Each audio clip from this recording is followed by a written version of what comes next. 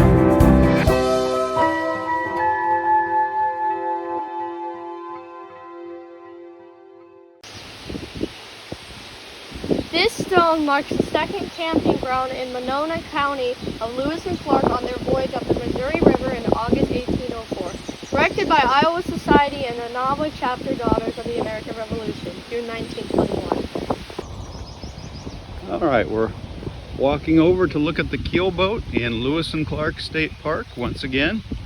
This was Lewis and Clark's second camping area in Monona County along the Missouri River on their trip north to discover the Northwest Passage that actually does not exist.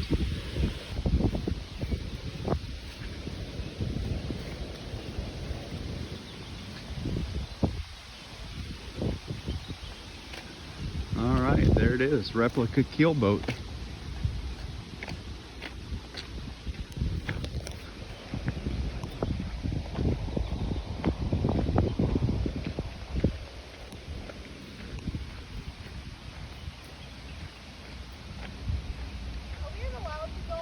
Yeah.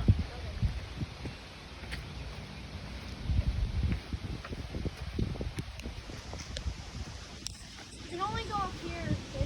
Okay. It's tied. Yep. You can't actually go on it, but get a good look at it. Interesting. So that's what a keelboat looked like. Would have been a captain's quarters right down there. Room up there. All sorts of seats along here, and underneath the seats all sorts of storage. Cannonballs usually. A cannon at the front. Harpoon guns maybe. Yeah. What? What? There's the expedition. Oh yeah, here is the entire Lewis and Clark expedition. Meriwether Lewis, William Clark. In Sioux City, Sergeant Charles Floyd died. Can you read that to us, Rory? This? Yep.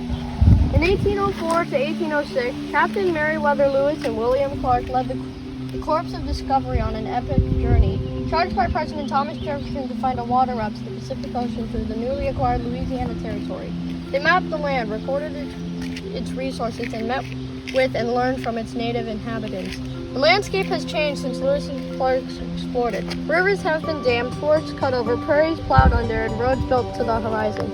Although remnants of wilderness still exist, imagine this land as Lewis and Clark first saw it 2 centuries ago. Today, visitors can travel in the footsteps of Lewis and Clark to share in the diverse perspectives of the expedition and to gain a better understanding of the history of the United States. In preparation for the journey, Meriwether Lewis took crash courses in medicine, botany, zoology, and celestial observation. With President Jefferson's permission, Lewis asked his friend and former commanding officer William Clark to be co-leader. Clark brought his skills as an outdoorsman, a geographer, and a map maker. Although opposite in temperament, they worked harmoniously throughout the 2-year journey. Meriwether Lewis was the younger man. William Clark was a little bit older. Within a year or two after finishing the journey, Meriwether Lewis would actually commit suicide. William Clark would live to an old age and have several kids, and he would become an Indian agent in the newly formed Missouri Territory.